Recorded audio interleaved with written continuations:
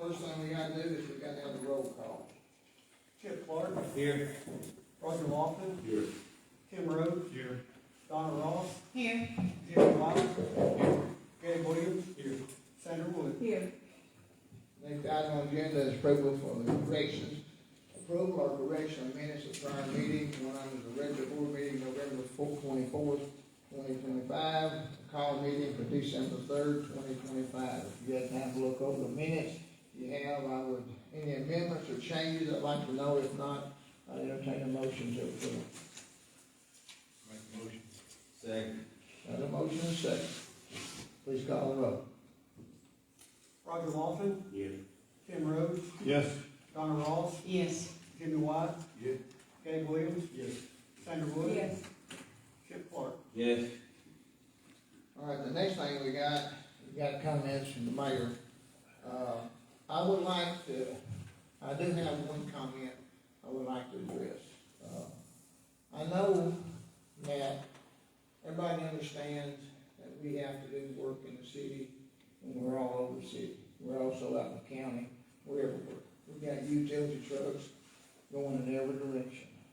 I don't want to say anything that's untrue, and I don't want to say anything that makes somebody get offended.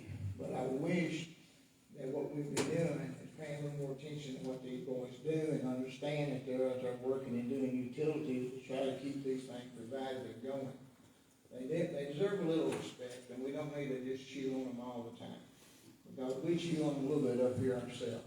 We're trying to straighten a few things out and do it. But I want to make this comment so you understand that we are working on this process. It's a process that evolves over a period of time.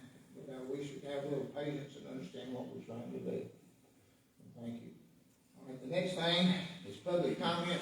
Now, Cody, if I got a public comment on the beer license, it needs to be done before we do the beer permit. That's correct. So we need to wait till then for that, right? Yes. Okay, so we do okay here? You okay with that? Okay. All right, then. So we'll move on to unfinished business. It's discussed and approve the second reading of an ordinance adopting person policy. Cody, that's you.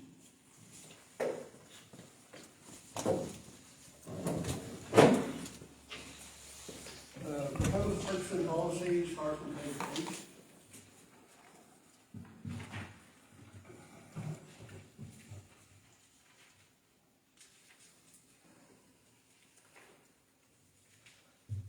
And I'd like to point out that on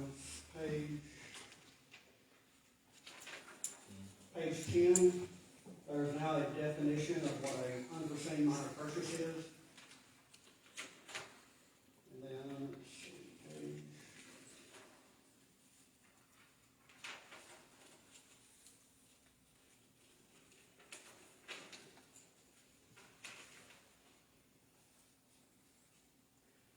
page 10, also at the bottom of section 4, general procedures, there's now 2 additional sentences added at the end of that paragraph.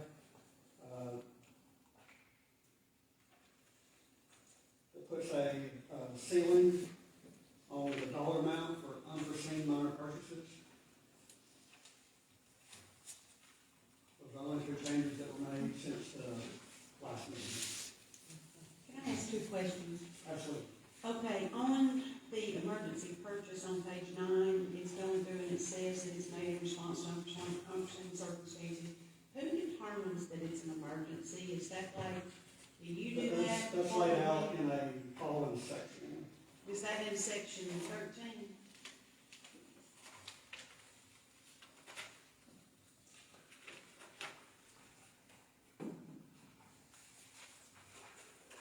Section 10. It's on page 14. Oh, I got you. Page what, 14? But is it all 3 or is it one of the 3? All 3, if it Okay. passes. Okay. Prior language was just myself and the department head. Even though anytime something like that occurred, we would involve the mayor. But now it's all 3. You, department head, and the mayor. Yes. Okay. And then the other question that I've got is on page 10, when we're talking about this $2,500. Who is checking before the PO is issued to ensure that that money is, that we've got that it's allocated?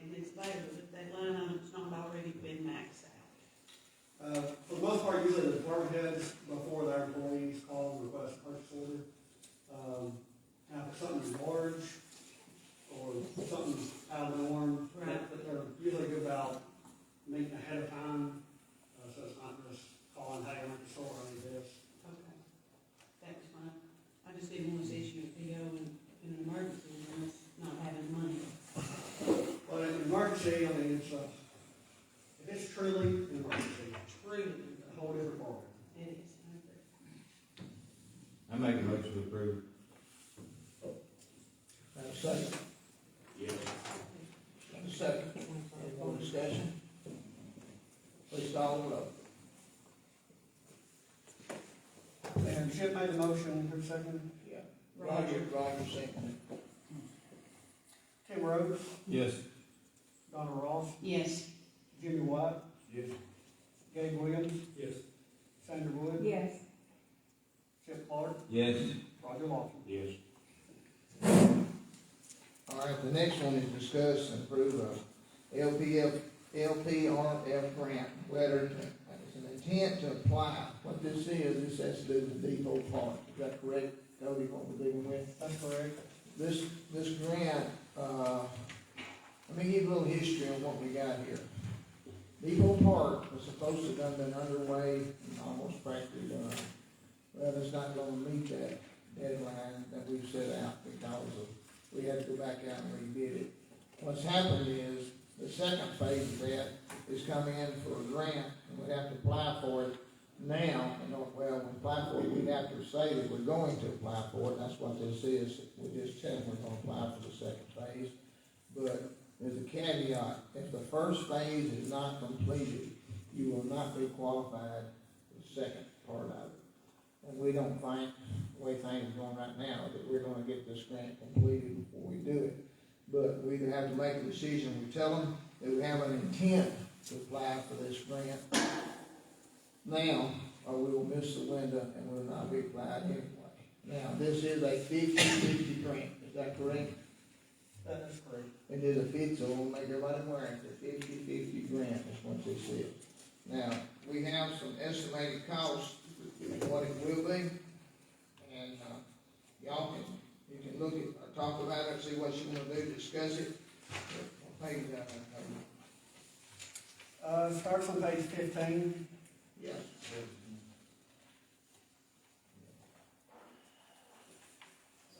What about the work, what phase are they in now? Right now, we haven't completed the first phase.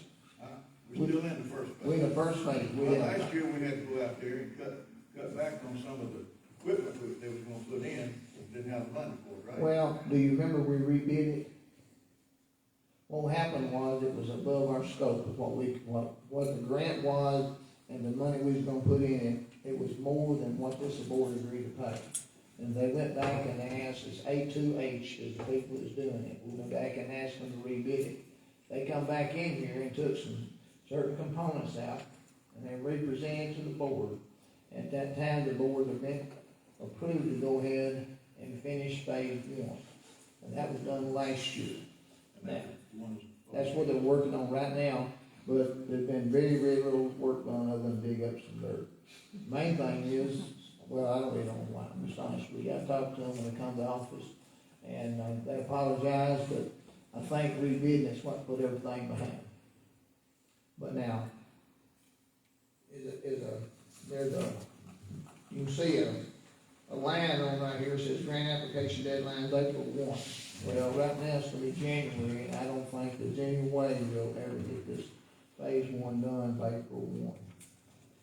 So if I'm looking at this right, it's a little over 451,000, so that would put the city at 225,000. That's Right. correct. And we'd already approved that. And what was the original? 500? Cody? The original. The phase one, I'm not sure, y'all remember offhand? How much?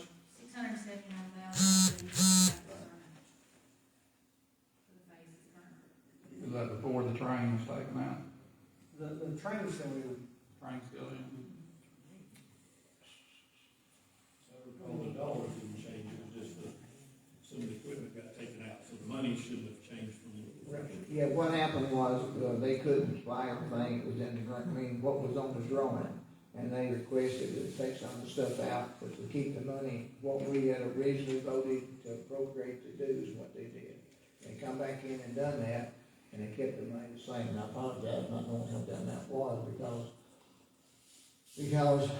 we got to talking about this second grant, and I told the lady to come to me, I said, now, I don't know, I said, the way I understand the rules is we have to complete this one before we can do the second one, and right now, the timelines we've got, it's gonna be questionable when we get that done. But really, all we're doing tonight is vote to say we have intentions to apply for it, if it's feasible or possible. It don't mean we have to, I mean, what it mean is that we say, okay, we are gonna apply for it, but we have to either reject it or take it or not do it, it's up to us. It's not a guarantee that we're gonna take it, but we gotta have the intentions to apply it, if that makes any sense, what we're talking about here. But we have to, because the window's gonna be, it has to be done by January the 14th. That's reading this full board tonight. So we have to make a decision whether we do or we don't, and then we'll go from there. I'll make a motion to approve. Got a motion to approve Gabe Williams. Second. Got a second? Roger? Yes. That's you? Yes. Okay. Roger seconds. Any more discussion? And that's just basically saying we intend to, if we don't want to, we don't have to, and if we are not eligible, we don't have to. That's correct.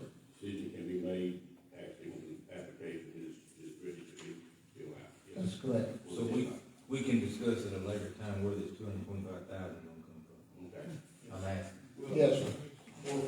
Well, first thing that is, you gotta put in and get approved for it. So the money will be after you get approved, so. I think that if we don't do this, then we won't be. No, we will not. If we don't do this, then they just walk off now.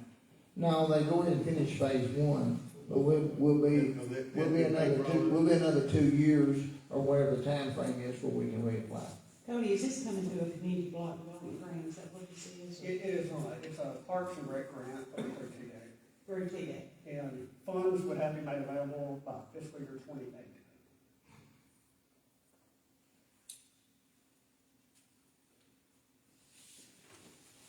Understand that? Funds from the city, Yes. about $225,000. At today's cost. Right. They supposedly accounted for inflation. Yeah, the lady said that they marked this one up because last time they didn't account for inflation, and she kind of did, and she told me that they had included inflation numbers, and they thought it would come under what the number was presented to us. I said, well, we can't go to that, we gotta go with what you present to us. And that's the numbers that's presented tonight. All right, call for a vote. Donna Ross, No. Judy White, Yes. Gabe Williams, Yes, sir. Sandra Wood, Yes. Chip Clark, Yes. Roger Lawson, Yes. Tim Rose. No. All right, so moving on to the next item. Okay. So that concludes all the unfinished business for, then we're moving into new business. And the first one, we're gonna have to adjourn and go in for the beer license, that's correct now. So we'll have to call the beer license board into, because we're gonna, be applying and discussing for the application for a beer permit. And Tell and operated J, sorry, I can't pronounce your name, but anyway. LLC, and doing business, okay. Now, Roger, Chief Lawson.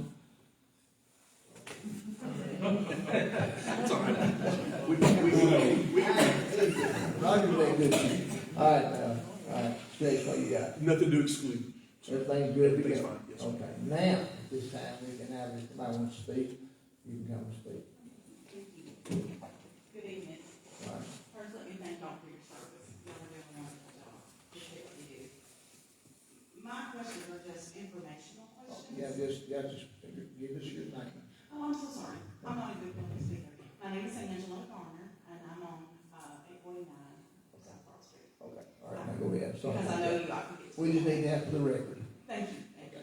I just have questions because I don't know anything about the process of how we approve applicants for their license. So if I could just tell you the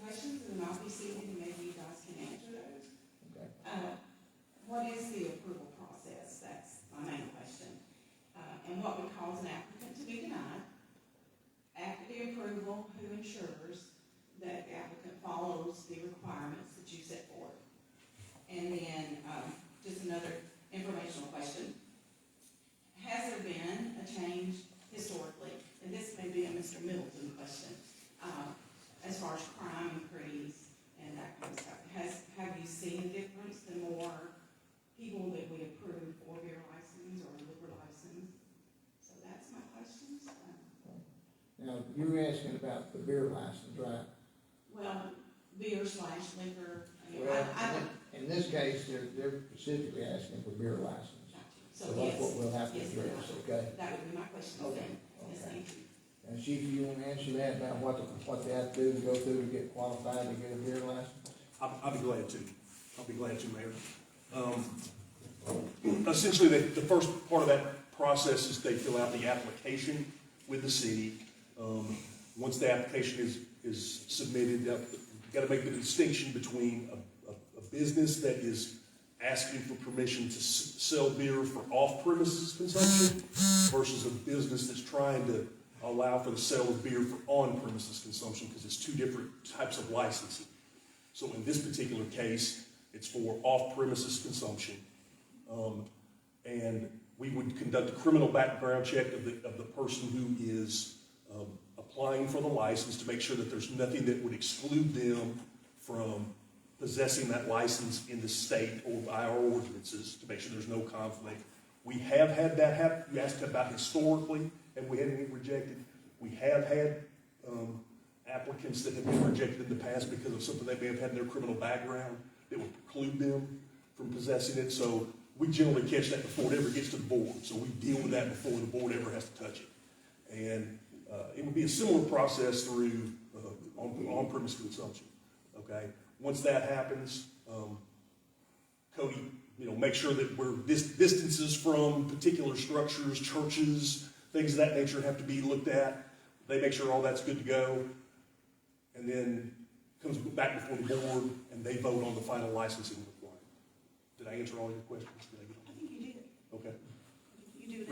Reach out to me anytime, and I'll be happy to it's crazy, but the state requires different requirements for beer versus wine versus on-premises versus off-premises, and a liquor is different than beer. So, Gotcha. Tennessee law. So you said structure, and you did mention a church. A church. Is there other things? And I probably should know this, but I don't, so I'm just. Right. I'm learning. I'm thinking, I'm snowballing off the top of my head here. There are some distances from churches. Cody, what else is in there besides churches? I think that's pretty much the Schools, daycare. Liquor stores. Right, and those were liquor stores, they get some different rules there. As far as crime goes, I can't tell you that I can attribute any increase or decrease of criminal activity that I can associate with more licenses versus less licenses. I can't say that I found a nexus to that at all. Just for beach like too, is that right? Yes, in recreational areas, that's another thing that you have to take into consideration specifically for liquor stores. They can't be within so many feet of a recreational area like Beach Lake, that area out there, a public recreational area, I think is where the law defines it. And there's a laundry list of components there with liquor stores versus just beer. And I guess that's one of the things you got to understand. There's a set of rules for beer, there's a set of rules for wine, there's a set of rules for spirits. They're not all the same rules. Okay. And so we have to make sure that we're deconflicting with that. And the state gets into the game on spirits, particularly. Alcoholic Beverage Commission is the regulatory body there. Thank you. You always do such a good job. Thank you so much. Happy to help anytime. All right, thank you, Chief, appreciate it. Yes, sir. Any more questions? No. Okay, that's good. All right, so we have Chief says we're good to go, and I'll entertain a motion to approve the license. I'll make a motion. Second. Who we got? And I don't care. Tim's voting yes, and Don's second. Okay. Call the roll. Jimmy Watt, Yes. Gabe Williams, Yes. Sandra Wood, Yes. Chip Clark, Yes. Roger Lofton, Yes. Ken Rhodes, Yes. Donna Ross, Yes. Yep, good. All right, 8.2, discuss and approve the second reading of an ordinance setting out the duties and responsibility of the mayor. So we voted on it the first time, I believe, and this will be for the second reading. And, entertain a motion to I make a motion. approve. Have a motion by Chip Clark, Second. second by Don. And, is there any discussion? If not, we'll just call for the vote. Gabe Williams? Yes. Sandra Wood? Yes. Chip Clark? Yes. Roger Lofton? Yes. Kim Rhodes? Yes. Donna Ross? Yes. Jimmy White? Yes. All right, 8.3, discuss approve resolution authorizing the DRA grant for NEDEC. We have Mr. Martin Allen and Alderman tonight. We're glad to be here. This is one we had requested earlier on in the year for an amount of money for them to get a grant to do some air conditioning to the plant. And it didn't come in for the full amount, but they did give them, I think the answer is about $1.5 million. Is that quite, Cody? That's correct. And DRA is just asking, for the board to vote authorizing the new mayor. And then also requiring us to have language in the resolution that in an event of administration change, the mayor shall have the authority to execute contracts. It's the same resolution that the board passed back in, May of 25. Right, what we're doing is, I'm a new mayor, so we gotta get it where I can sign the paperwork. That's basically what this is. So we'll entertain a motion to approve. I'll make that. Second. Got a motion, and a second. Not costing the city anything, you need it. No, don't worry, it's just, all we have to do is, because it's a program the building's on, we have to handle the money. It's gonna go through the industrial development court. Call roll, Cody. Chip Clark? Yes. Roger Lofton? Yes. Kim Rhodes? Yes. Donna Ross? Yes. Jimmy White? Yes. Gabe Williams? Sandra Wood? Yes. Next item on the agenda is discuss ending curbside recycling pickup. Casey?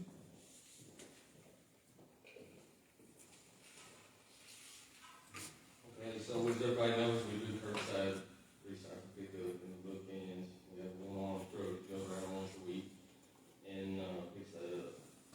Roughly, it's about $120,000 a year. That's employee, truck, maintenance, fuel, and the cost to get rid of recycle.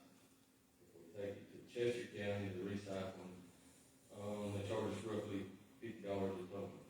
They charge to take recycle.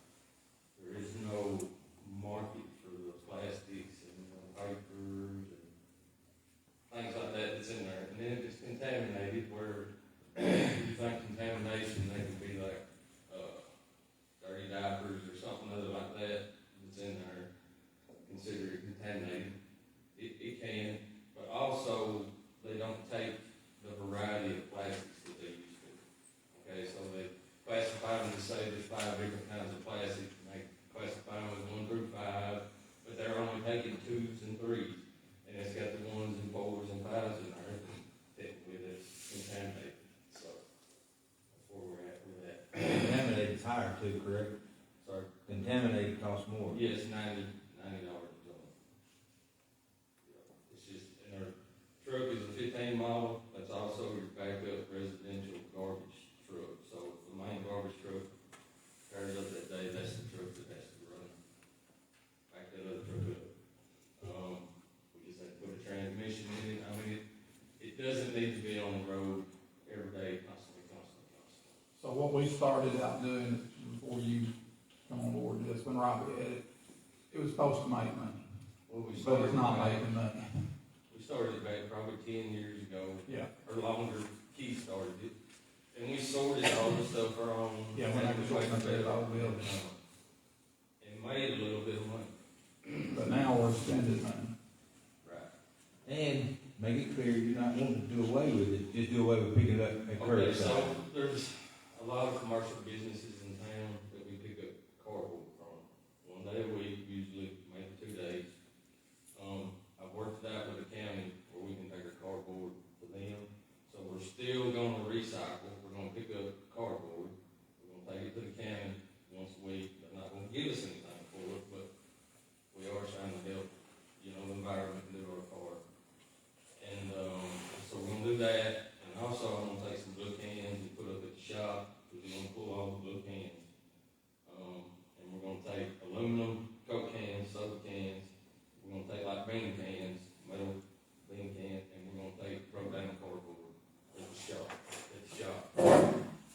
residents still want to recycle, we're not completely doing away with it, but curbside, we want to do curbside. Pick up and sell those blue cans? Maybe. I'm gonna keep some of them. Alright, so right now we buy roughly about $10,000 worth of brown cans a year, you know, to replace damaged ones or, you know, or new residents or new houses or whatever. So I'm not against using blue cans to keep us from having to buy $10,000 cans.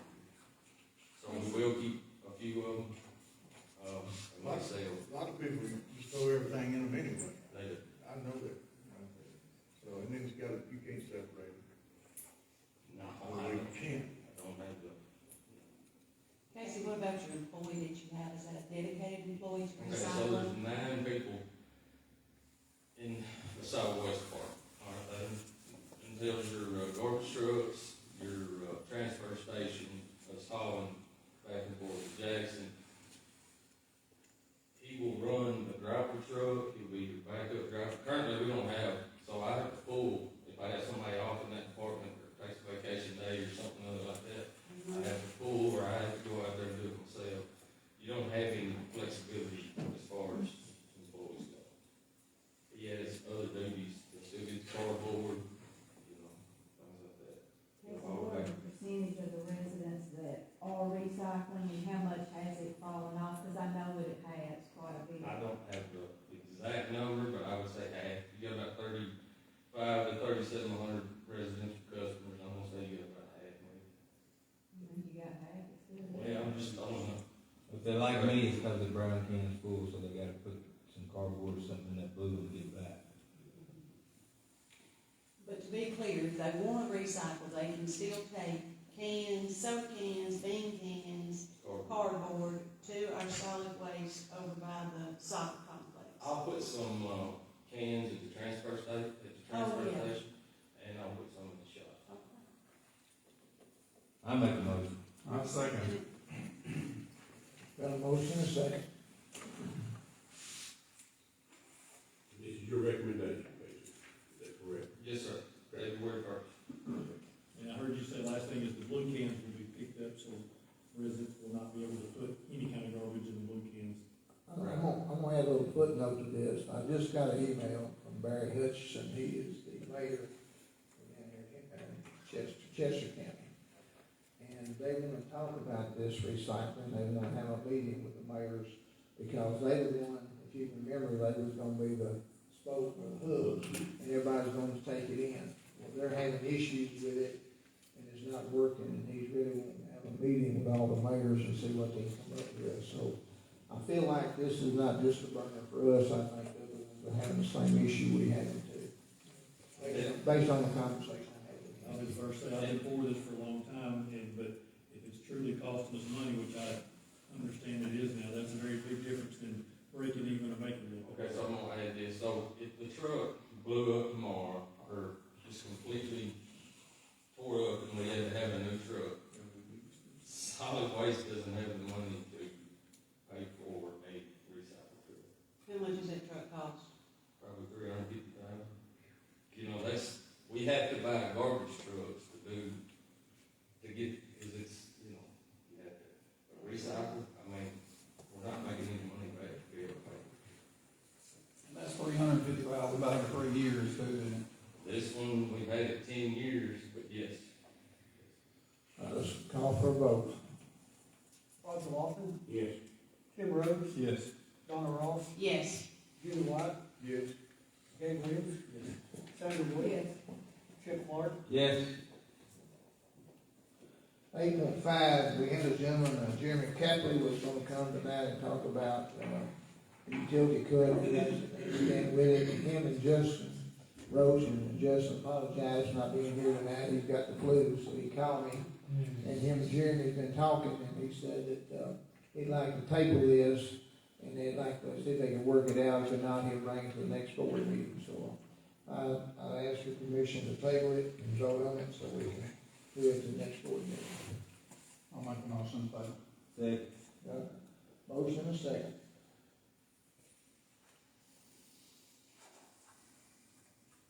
All vote. Tim Rhodes, yes. Donna Ross, Yes. Judy White, Gabe Williams, Yes. Sandra Wood, Yes. Chip Clark, Yes. Roger Lofton, Yes. Next item is discuss, approve gas, water, and wastewater and garbage write-off.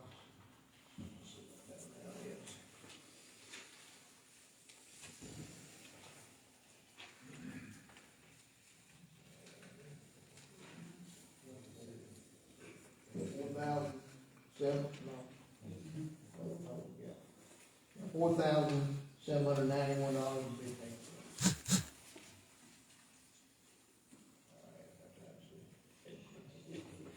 Good part. Cody, or I have had this question, and I just want to get clarification. These are turned, like, we do recoup some of this. Because people are hearing us every month just writing this off, but it is turned over to collections, and we do try to recoup this money. if it's collected, it's, what, 70%? Okay, 70%. Thank you. I'll make a motion. Second. Got a motion and a second. Please call the roll. Who was the motion? I did. Donald made the motion, Chip made the second. Dr. Ross, Yes. Jimmy White, Yes. Gabe Williams, Yes. Sandra Wood, Yes. Chip Clark, Yes. Roger Lofton, Yes. Tim Rhodes, Yes. All right, the next item is review the resolution amending retiree medical plan. I'm gonna let Cody address what this is. I'll give you a little history, but we really don't know what's the best thing to do. We bring it to the board. What our plan is now, when you get to the age 60, you're an employee. Now, correct me if I'm wrong, not everybody is in this thing, right? anyone hired after, March 1st of 2012. Okay. If you hired after that date and you want to retire, when you get to age 60, in order for your insurance to be paid for until you get to 65, you have to retire at 60 and they'll pay your insurance. But if you keep working, they don't do it.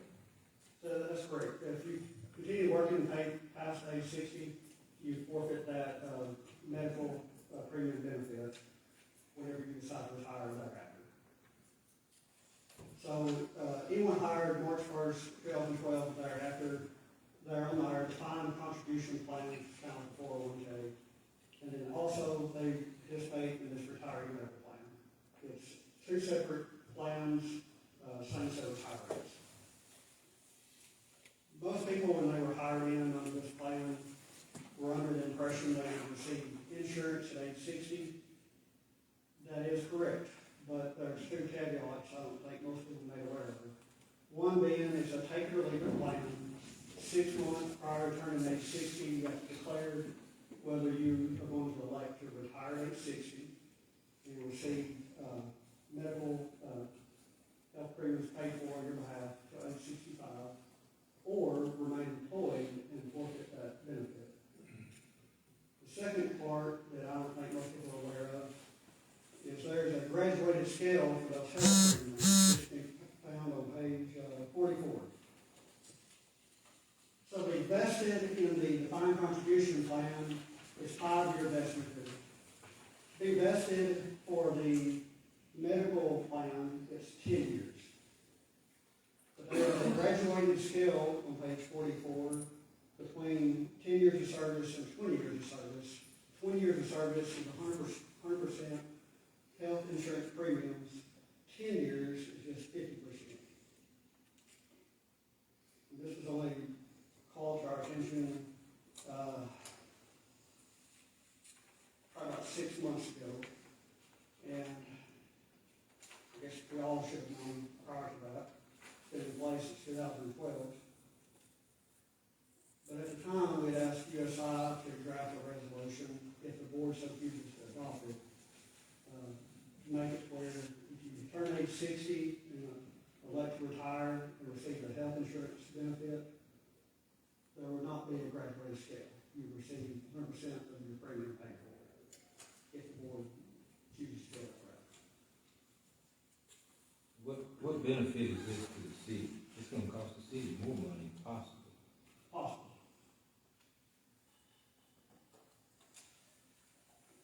if they retire at 60, then they get health insurance until 65. Correct. Why would we do that? That's in place currently.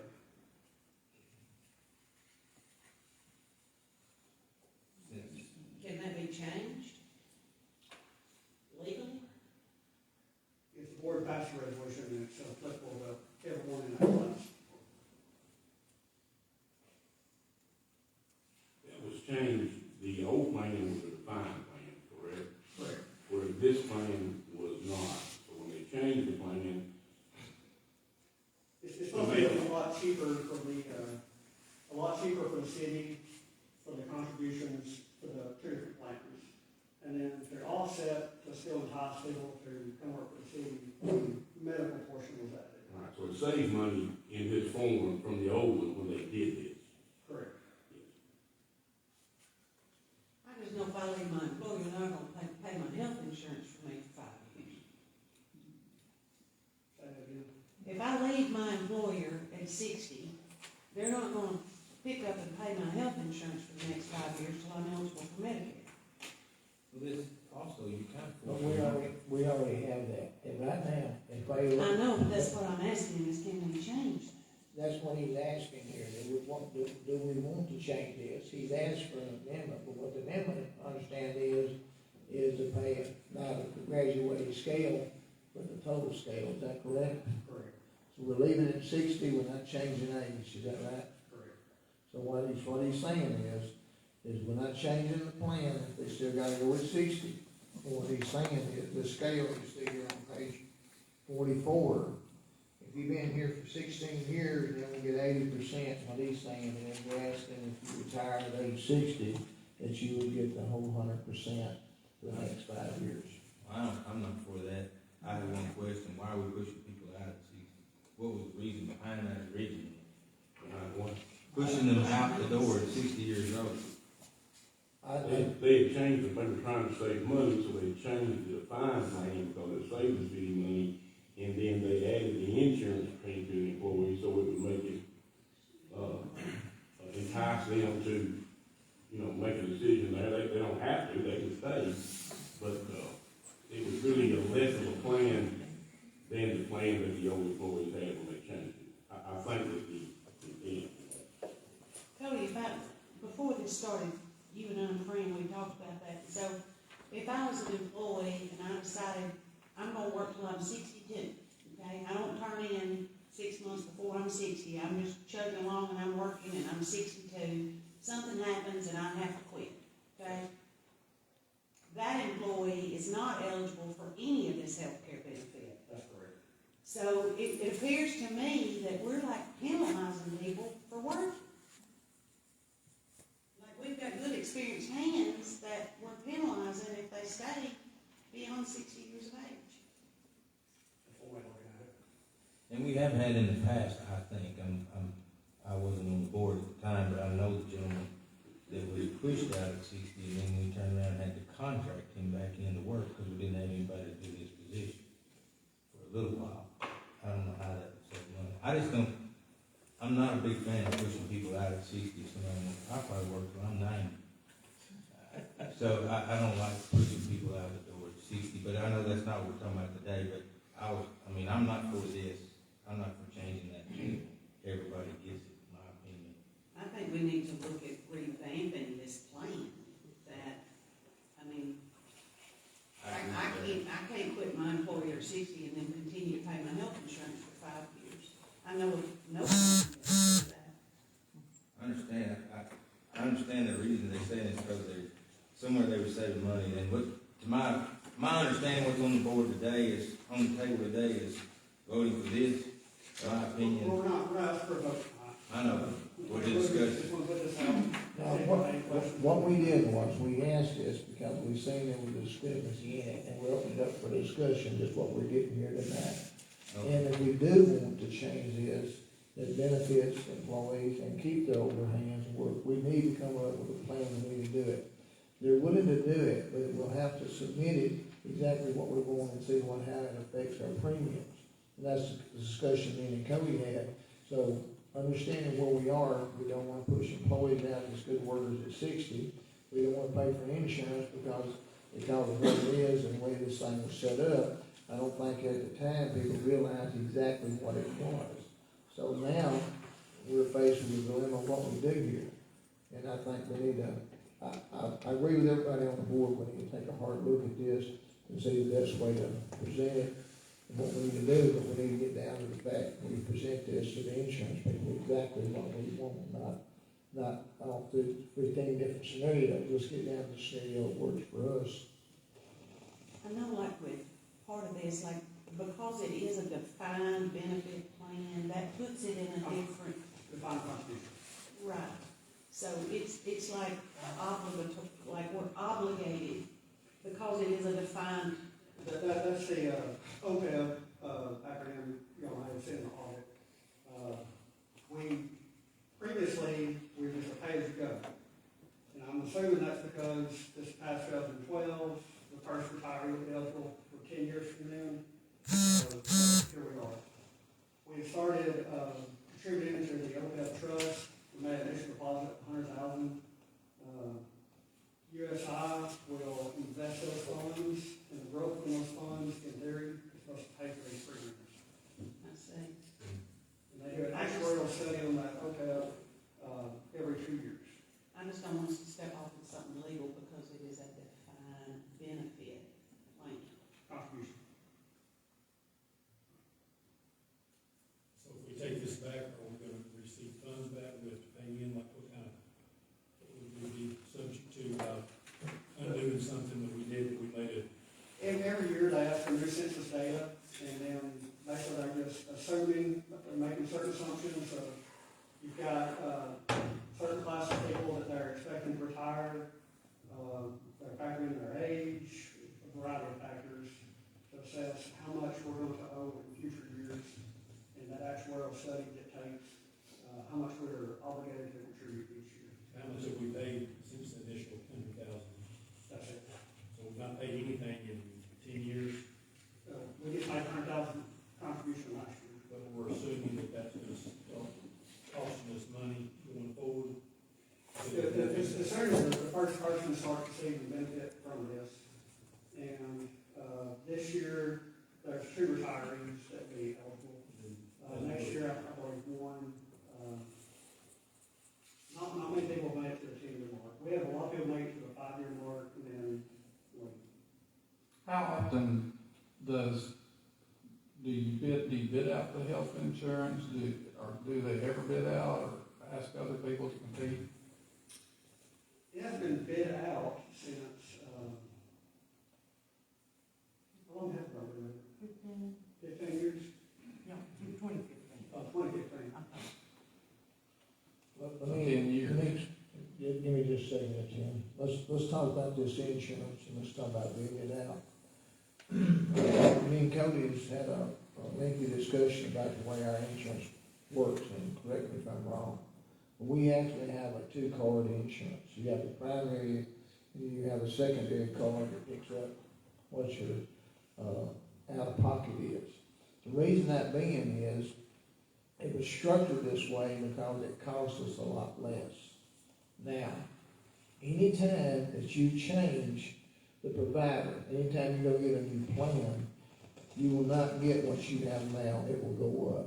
If we touch this plan and we go outside of this, we will not get the same amount. We've had discussions with them, and it will go up. They even get a fee for just rewriting the policy. I know because I have the same issue at my plan. So you have to be careful when you start messing with insurance and you rewrite the policy, because that's when everything goes up and you start changing. Now, you may ask for an amendment in it, but we have to be careful when we do it, and because we think we might get something cheaper.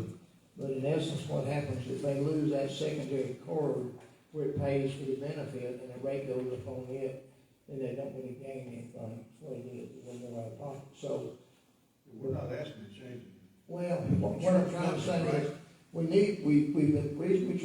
trying to look at bidding it out. That's why I started the whole deal.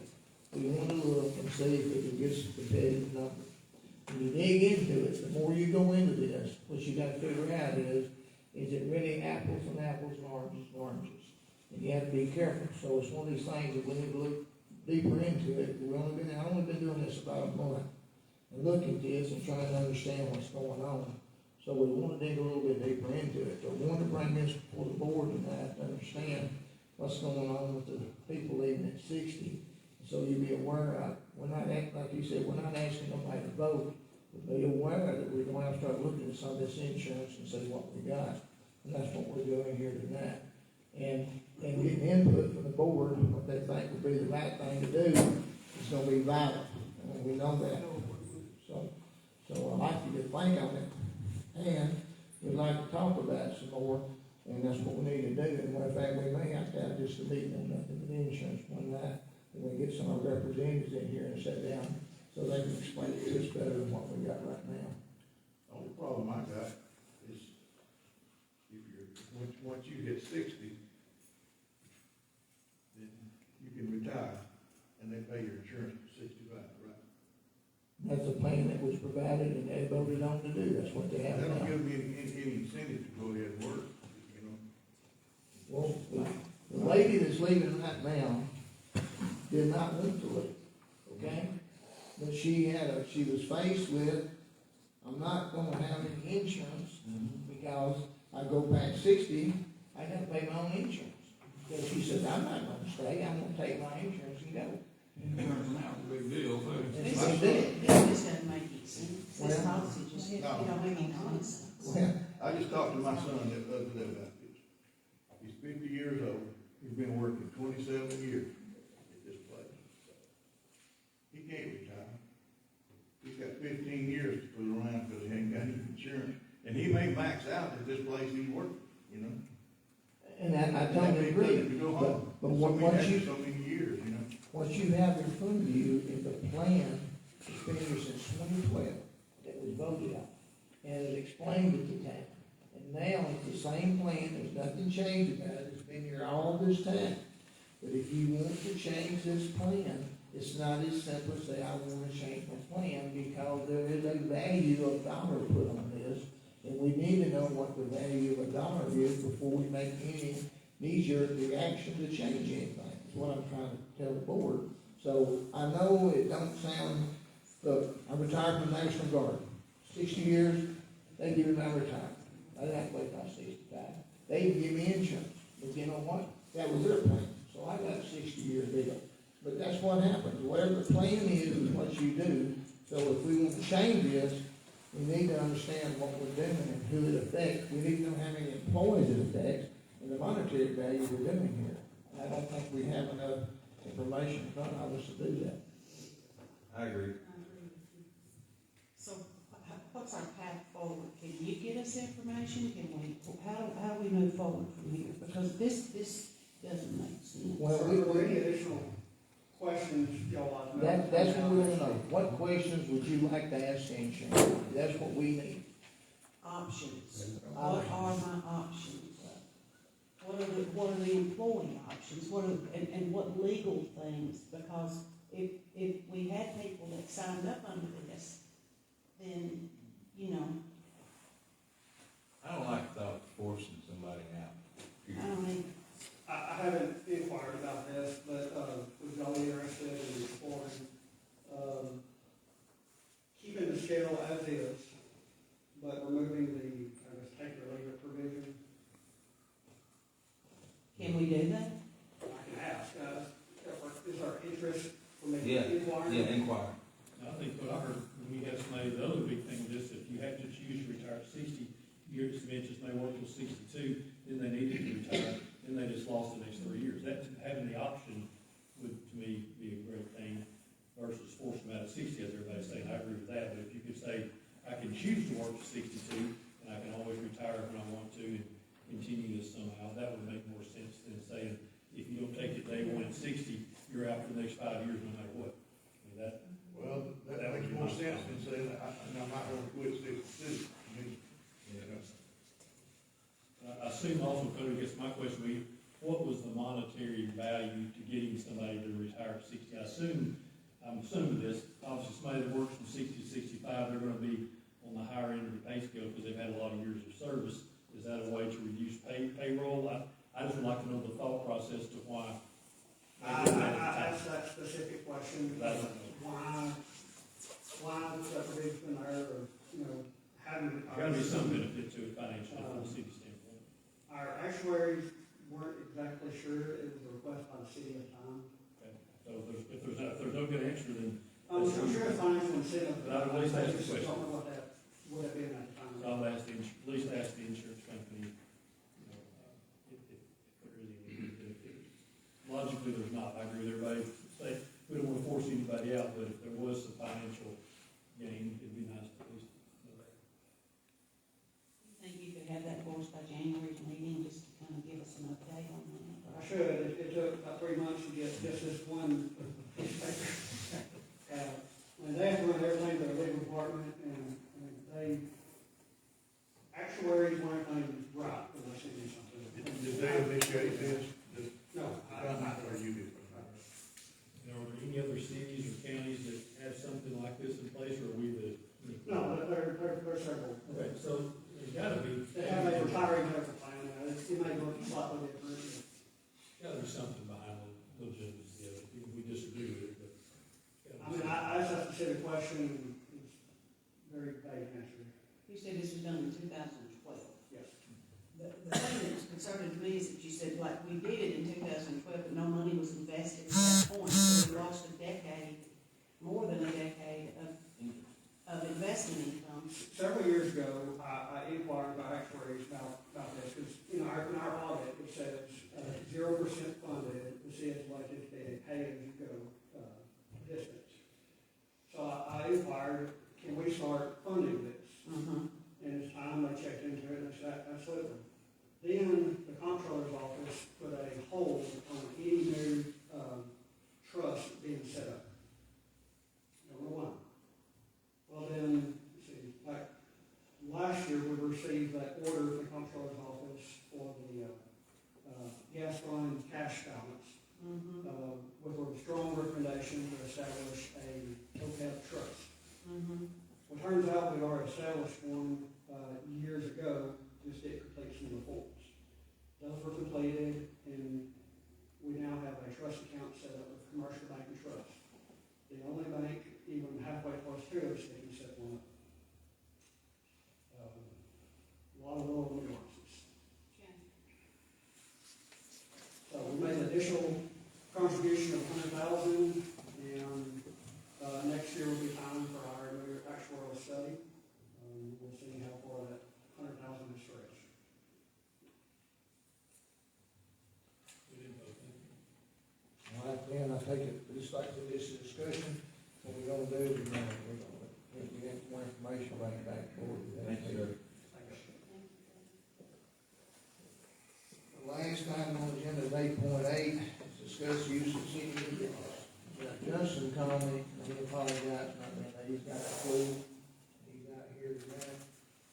I thought about this a little bit today, knowing we like to talk about city vehicles. I have a recommendation I would like to do to kind of speed this process up. I know that Chip is with Public Works, Donna's with the electric system, and Sandy's with water and gas, water and sewer, you know what I'm saying? Yes. I would like to let y'all three meet with the department heads, and y'all discuss the issue and come up with the thing that we can provide across the whole medium that would work, so we know what to do. I think it'd be wise just to do that. It would be to start off ad hoc trying to do this and have a little more discussion and kind of a roadmap what we need to do. And I believe with just not being here tonight, I would like him to be in on this conversation because he has a very large majority of vehicles. So, that being said, if it's all right with the board, I'd like to just put this motion in effect, and I'll discuss with all three of y'all, and I'll get with the department heads, and we'll see if we can't work up some kind of meeting. Are y'all open to do that? Yes. You good? Y'all good? Yes. Okay, and if y'all good with that, please don't leave tonight. Listen, I'd like to thank all of you for coming tonight. God bless you. Y'all have a very, very Christmas and a very prosperous year. See you next year.